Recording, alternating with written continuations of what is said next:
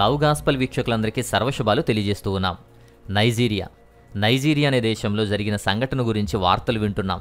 ఇంటిలో అర్ధరాత్రి సమయంలో ఇంటిలో పడుకుని ఉండగా సజీవ దహనం చేసి చంపేసిన విషయం, దొరికిన వాళ్ళని దొరికినట్టు గన్తో షూట్ చేసి కాల్చి చంపిన విషయాన్ని మన వార్తలుగా వింటున్నాం. నైజీరియా దేశం అనేది ఆఫ్రికా ఖండంలో మధ్యలో ఉన్నటువంటి ఒక దేశం. ఈ దేశం ఇప్పటికే అత్యంత పేద దేశాల్లో ఒకటిగా ఉంది. ఆహార కొరత ఎక్కువగా ఉన్న దేశాల్లో ఒకటిగా ఉంది. పేదరికం ఎక్కువగా ఉన్న దేశాల్లో ఒకటిగా ఉంది. ఆర్థిక పరంగాను అసమానతల పరంగా కూడా సవాళ్లను ఎదుర్కొంటున్నటువంటి నైజీరియా దేశంలో ఇలాంటి సంఘటనలు తరచుగా జరుగుతూనే ఉన్నాయి. రీసెంట్గా జరిగినటువంటి సంఘటన, జూన్ నెలలో జరిగినటువంటి సంఘటనలో నైజీరియా దేశంలో బెన్యూ అనే రాష్ట్రంలో యోల్వెట్టా అనేటువంటి గ్రామంలో ఈ దాడి జరిగింది. ఈ దాడిలో దాదాపు 200 మంది ప్రజలు హత్యకు గురయ్యారు. అందరూ కూడా క్రైస్తవులే. అయితే ఈ దాడి శుక్రవారం రాత్రి 10 గంటలకు మొదలై శనివారం తెల్లవారుజాము వరకు కూడా కొనసాగింది. అంటే ఎంత కోపంతో వచ్చారో ఆలోచించండి. ఆయుధాలతో వచ్చారు. ఆయుధాలతో వచ్చినటువంటి దాదాపు 40 మంది దుండగులు మోటార్ సైకిల్ మీద జతలుగా వచ్చి అల్లాహు అక్బర్ అని కేకలేస్తూ గ్రామాన్ని చుట్టుముట్టి ఆ ప్రజలపై కాల్పులు జరిపారు. వారు నివసిస్తున్నటువంటి ఇంటికి నిప్పంటించారు. నిద్రపోతున్నటువంటి పిల్లలు, భార్య, ఇక అందరినీ కూడా సజీవ దహనం చేసి చంపేశారు. నిద్రపోతున్న ఇంట్లో ఉన్నటువంటి పిల్లలు కానీ, పెద్దలు కానీ, ఆడవాళ్ళు కానీ అందరినీ కూడా సజీవ దహనం చేసి చంపేశారు. కొంతమంది బాడీస్ అయితే కనీసం చూడడానికి కూడా దొరకలేదు, కనీసం గుర్తుపట్టే విధంగా కూడా లేవు. అంత దారుణమైనటువంటి సంఘటన జరిగింది. ఆమ్నెస్టీ ఇంటర్నేషనల్ వారు చెప్పిన దాని ప్రకారం చాలా కుటుంబాలు వారి పడక గదుల్లోనే బంధించి అక్కడ తగలబెట్టేశారు అని చెప్పారు. చాలా శవాలు గుర్తించలేని స్థితిలో కాలిపోయి ఉన్నాయి. అలాంటి దాడులు జరుగుతుంటే ఆ దాడుల నుంచి, ఆ హింస నుంచి తప్పించుకొని యోల్వెట్టా అనేటువంటి మార్కెట్ ప్రాంతంలో తాత్కాలికంగా నివసిస్తూ ఉంటే మరలా వీరి మీద టార్గెట్గా చేసుకుని వారు దాడులు చేయడం జరిగింది. ఆ దాడిలో గ్రామంలోని చాలా ఇళ్ళు పూర్తిగా తగలబడిపోయాయి. కనీసం దాదాపు 50 మందికి పైగా గాయపడి ఆసుపత్రికి తరలించబడ్డారు. వారిలో హాస్పిటల్కి వెళ్ళినప్పటికీ కూడా దాదాపు 20 మంది పైన చనిపోయారు. ఇలా దాడి జరిగిన తర్వాత తెల్లవారుజామున చూడగా 100 మందికి పైగా శవాలయ్యి చనిపోయి కనిపించారు. ఆ తర్వాత ఇంకా వెలికి తీయగా 150 మంది చనిపోయారు. ఆ తర్వాత నేటికి 200 మంది చనిపోయినట్లుగా నిర్ధారిస్తున్నారు. దాదాపు అర్ధరాత్రి సమయంలో, ఈ రాత్రికాల సమయంలో 5 గంటల పాటు నిర్వీర్యంగా దాడి చేస్తూనే ఉన్నారు. వారి ఇల్లులు తగులబెట్టేశారు. వారి దుకాణాలు ధ్వంసం చేసి తగలబెట్టేశారు. దొరికిన వాళ్ళని, కనిపించిన వాళ్ళని కూడా అల్లాహు అక్బర్ అని చెప్పేసి కాల్చి చంపేశారు. అలా వారి పొలాలలో కూడా ఒక్కొక్కరుగా కాల్చివేయబడి చనిపోయి శవాలన్నీ కూడా అక్కడక్కడ పొలాల్లో కనిపించిన విషయాన్ని కూడా అక్కడ చూస్తున్నారు. ఇలాంటి సంభవాలు ఈ ఒక్కసారి మాత్రమే కాదు, ఇలాంటివి ఇంకా ఎక్కువగా జరుగుతూనే ఉంటాయి. తరచుగా అలాంటి ఇన్సిడెంట్స్ అనేవి వినిపిస్తూనే ఉంటాయి. నైజీరియా దేశాన్ని చూస్తే ఆ దేశంలో దాదాపు 23 కోట్ల మంది నివసించేటువంటి ఒక దేశం అది. ఆఫ్రికా ఖండంలోని ఒక చిన్న దేశం, పేద దేశం. జీడిపి అభివృద్ధి కూడా అంతంత మాత్రమే. అలాంటి దేశంలో ఈ పాపులేషన్ 2 కేటగిరీస్గా నివసిస్తారు. ఎందుకంటే అక్కడ రిలీజియస్ పాపులేషన్ కూడా ఎలా ఉంటారంటే క్రైస్తవులు, ముస్లింలు ఇద్దరు కూడా సమానంగానే ఉంటారు. సగం మంది ముస్లింలు ఉంటారు. వాళ్ళు ఎక్కువగా నార్థన్ పార్ట్లో ఉంటారు. నైజీరియన్ నార్థన్ పార్ట్లో, ఆ ఉత్తర దిశగా వాళ్ళు ఎక్కువగా నివసిస్తూ ఉంటారు. రిమైనింగ్ క్రిస్టియన్స్ అంతా కూడా సౌతర్న్ పార్ట్లో ఎక్కువగా నివసిస్తూ ఉంటారు. నైజీరియాలో ఈ మతపరమైనటువంటి పాపులేషన్ అక్కడ కనిపిస్తుంది. సో ఉత్తరాదిన ఉన్నటువంటి ఈ ముస్లింలు కూడా ఎక్కువగా ఉంటారు, దక్షిణాదిన క్రైస్తవులు ఉంటారు. దాదాపు ఇద్దరు పాపులేషన్ కూడా సమానంగానే ఉంటుంది. అయితే లిటరసీ విషయానికి వస్తే, లిటరసీలో క్రైస్తవులు ఆ దేశానికి ఎక్కువగా విద్యను అందిస్తారు. లిటరసీ చూసుకుంటే ఆ దేశం దాదాపు 77.6 లిటరసీతో ఉంటుంది. దానిలో ఎక్కువగా 80% కన్నా ఎక్కువగా క్రైస్తవులే చదువుతారు, క్రైస్తవులే చదువు చెప్తారు. సో సౌతర్న్ పార్ట్లోనే ఎక్కువగా చదువు అనేది ఉంటుంది. నార్థన్ పార్ట్లో వాళ్ళు ఎక్కువ ఏం చేస్తారంటే వాళ్ళు గొర్రెలు కాసుకోవడం, ఇలాంటివి గొర్రెల కాపరులుగా వాళ్ళు జీవిస్తూ ఉంటారు. సౌతర్న్ పార్ట్లో వీళ్ళు అగ్రికల్చర్ ల్యాండ్ ఉండడం వల్ల వీళ్ళు ఎక్కువగా సాగుభూమి, వ్యవసాయము, రైతు విధానాలన్నీ కూడా వాళ్ళు అవలంబిస్తారు. కాబట్టి క్రైస్తవులంతా రైతులుగా ఉంటారు, ముస్లిం వారు ఎక్కువగా గొర్రెల కాపరులుగా ఉంటారు. అయితే ఇక్కడ ప్రాబ్లం ఎక్కడ అంటే నార్థన్లో ఉన్న ఈ ఇస్లాం వాళ్ళు, సౌతర్న్లో ఉన్న ఈ క్రిస్టియన్ వాళ్ళు ఎవరికి వాళ్ళు బాగానే ఉంటారు. కానీ ఆ రెండిటికి మధ్యలో ఉన్నటువంటి ఒక బెల్ట్ ఉంటుంది. దక్షిణాన ఉన్న క్రైస్తవులకు, ఉత్తరాన ఉన్న ఇస్లాం వాళ్ళకి మధ్యలో ఉన్నటువంటి కొన్ని రాష్ట్రాలు ఒక బెల్ట్గా ఉంటాయి. ఈ బెల్ట్లో ఉన్నటువంటి రాష్ట్రాల్లోనే ఎక్కువగా ఇలాంటి సంభవాలు, ఇలాంటి సంఘటనలు ఇలాంటి తరచుగా జరుగుతూనే ఉంటాయి. అయితే ఇలాంటి పరిస్థితులకు కారణం ఏంటి? ఎందుకు అలా సజీవ దహనం చేశారు? ఎందుకు కాల్చి చంపేశారు? ఎందుకు అలాంటి వివాదాలు ఎక్కువగా వస్తున్నాయి అంటే దానిలో, అంటే ఈ నైజీరియాలో పరిస్థితులకు, ఆ క్రిసిస్కి కారణమైనటువంటి మూలాల్లో ప్రధానమైంది ఏంటంటే రైతులకు, గొర్రెల కాపర్లకు ఏనాటి నుంచో చాలా కాలంగా ఈ ఘర్షణ అనేది జరుగుతుంది. ఒకటి భూమి కోసం, రెండోది నీటి కోసం. ఈ బెన్యూ అనేటువంటి రాష్ట్రం కూడా ఈ నైజీరియాలోని మిడిల్ బెల్ట్ ప్రాంతంలోనే ఉంటుంది. నేను చెప్పా కదా, మిడిల్ బెల్ట్ ప్రాంతంలోనే ముస్లింలు, క్రైస్తవులు కూడా సంఘర్షణలు ఎక్కువగా చేసుకునేటువంటి ప్రాంతం. ఈ మిడిల్ బెల్ట్ ప్రాంతంలోనే ఈ బెన్యూ రాష్ట్రం కూడా ఉంది. ఇక్కడ ముఖ్యంగా ముస్లింలు పులానీ అనేటువంటి వర్గం వాళ్ళు గొర్రెల కాపర్లుగా ఉంటారు. క్రైస్తవులేమో రైతులుగా ఉంటారు. ప్రధానమైనటువంటి క్రైస్తవులంతా అక్కడ రైతులు. సో ఇక్కడ గొర్రెల కాపరులకు, క్రైస్తవులకు మధ్య ఈ భూమి కోసం కానీ, నీటి వనరుల కోసం కానీ తరచుగా ఘర్షణలు జరుగుతూ ఉంటాయి. ఈ ముస్లింలైనటువంటి గొర్రెల కాపరులు వారి పశువులను పొలాల్లోకి తీసుకువెళ్ళి, మేత కోసం తీసుకువెళ్ళి వారి పంటలను నాశనం చేస్తున్నారు అని చెప్పేసి క్రైస్తవులు ఆరోపిస్తున్నారు. అంటే క్రైస్తవులు రైతులు కాబట్టి వారి పంట పొలాలు తినేస్తున్నాయి, వాటిని పాడు చేస్తున్నాయి అని చెప్పి వారిని కంట్రోల్ చేయకుండా ఈ గొర్రెల కాపరులు వదిలేస్తున్నారు అని చెప్పి అక్కడ తరచుగా ఇలాంటి గొడవలు ఎక్కువగా జరుగుతాయి.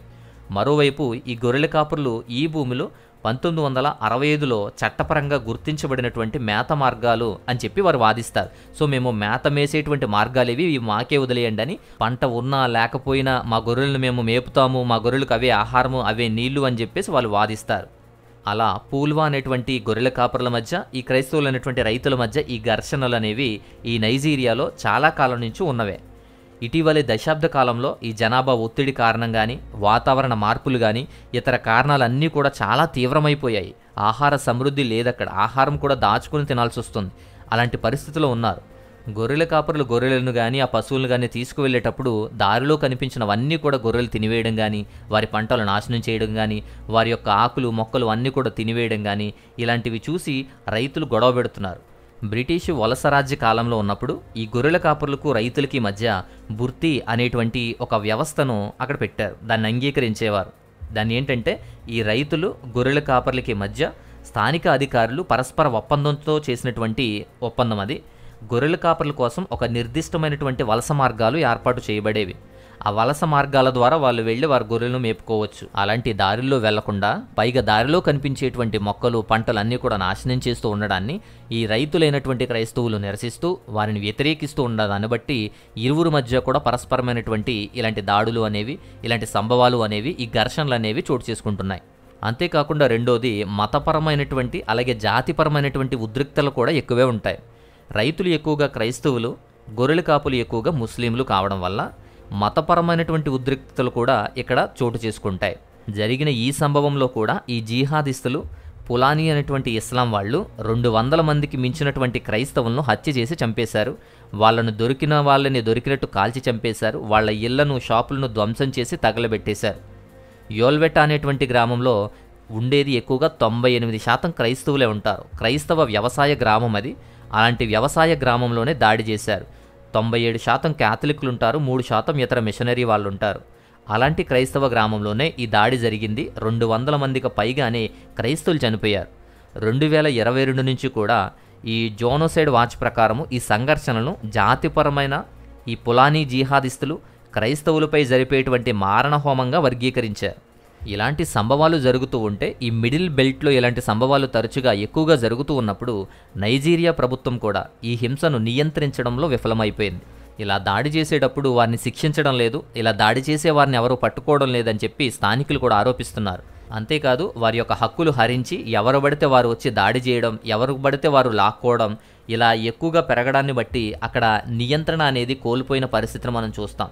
ఈ నైజీరియా దేశంలో కూడా ఈ హింసలను అదుపు చేయడంలో ఫెయిల్ అవుతున్నారు, అలాగే హత్యలు ఆపడంలో ఫెయిల్ అవుతున్నారు. ఈ వైఫల్యాలను కానీ లేకపోతే ఈ సమస్యలను కానీ పరిష్కరించడంలో కూడా ఫెయిల్ అవుతున్నారు.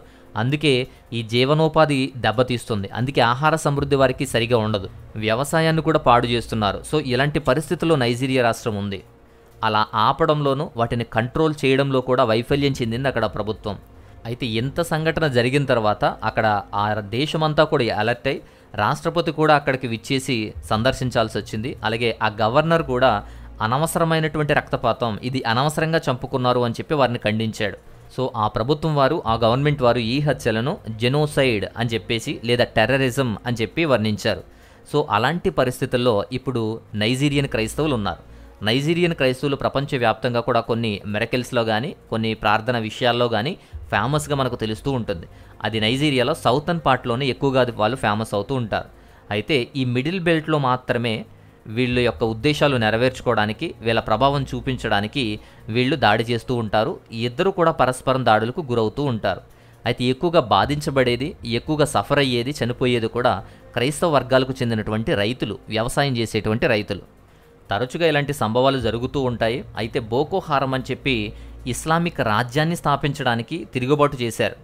ఇస్లామిక్ గ్రూపు బోకో హారం క్రైస్తవుల మీద, మితవాదుల మీద, అంటే ముస్లిముల్లో కూడా ఎవరైతే మితవాదులు ఉన్నారో వారి మీద కూడా దాడి చేశారు, క్రైస్తవుల మీద కూడా దాడి చేశారు. అలా కొన్ని సంస్థలను, ప్రభుత్వ సంస్థలను కూడా లక్ష్యంగా చేసుకొని చాలా పెద్ద హింసకు చేశారు.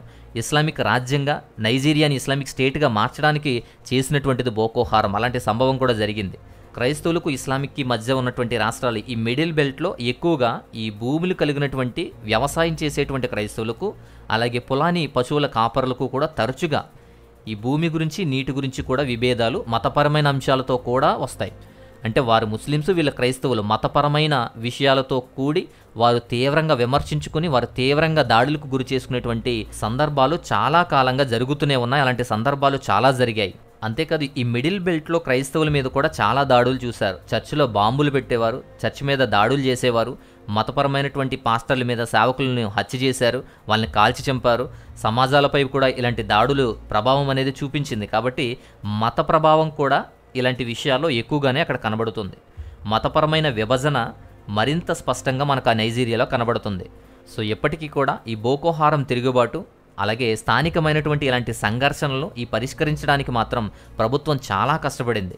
ప్రభుత్వం వారు కూడా కంట్రోల్ చేయలేని విధంగా కొన్ని పరిణామాలు మారిపోతున్నాయి. అందుకే ప్రభుత్వం వారు కూడా కొన్ని విషయాల్లో ఇలా నిర్లక్ష్యం వహిస్తున్నారు. సో ఇలాంటి సందర్భాలు నైజీరియా దేశాల్లో జరుగుతున్నాయి. ముఖ్యంగా మిడిల్ బెల్ట్ రాష్ట్రాల్లో ఇలాంటివి ఎక్కువగా జరుగుతున్నాయి, తరచుగా జరుగుతూనే ఉన్నాయి. ఈ హింసలు అనేవి కేవలం ప్రాణ నష్టానికి మాత్రమే పరిమితం కావడం లేదు. ఆస్తి నష్టం జరుగుతుంది, ప్రాణ నష్టం జరుగుతుంది. దానితో పాటు నైజీరియా వ్యవసాయ ఉత్పాదకతకు కూడా చాలా తీవ్రంగా ప్రభావితం చేస్తుంది. అసలే వారికి ఆహారం దొరక్క, ఆహారం దాచుకుని తినే పరిస్థితి ఉంటే ఇలాంటి దాడుల వల్ల కానీ, పశువులు ఆ పంటలను నాశనం చేయడం వల్ల కానీ వారికి ఆహార సమృద్ధి కూడా లేదు, ఆహారం కూడా దెబ్బతింటుంది. ఈ బెన్యాను అనేటువంటి రాష్ట్రం కూడా దేశపు ఆహారపు బుట్ట అని పిలుస్తారు అక్కడ, food bowl of Nigeria. So ఆ దేశానికే మంచి ఆహారాన్ని, మంచి పంటలను అందించేటువంటి రాష్ట్రంగా బెన్యాను రాష్ట్రం ఉంది. అలాంటి రాష్ట్రంలోనే ఇలాంటి హింసలు జరుగుతున్నాయి. అలాంటి హింస కారణంగానే కీలకమైనటువంటి వ్యవసాయ ఉత్పాదకత కూడా క్షీణిస్తుంది, అక్కడ నాశనమైపోతుంది. అందుకే ఇటు ఆహారము దొరకని పరిస్థితి, అటు పశువులకు మేత దొరకని పరిస్థితిలో ఉన్నారు. సో ఫైనల్గా నైజీరియాలోని యోల్వెటాలో జరిగినటువంటి ఈ సంభవంలో దాదాపు 200 మంది ప్రాణాలు విడిచారు, వారిని చంపేశారు.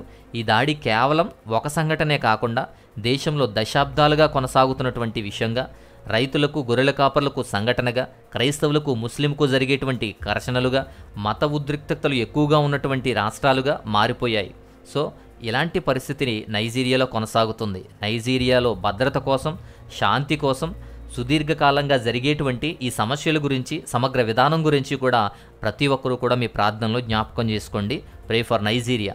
సో ఇది నైజీరియాకు సంబంధించిన అక్కడ జరిగినటువంటి పరిస్థితులను బట్టి వివరించినటువంటి అంశం.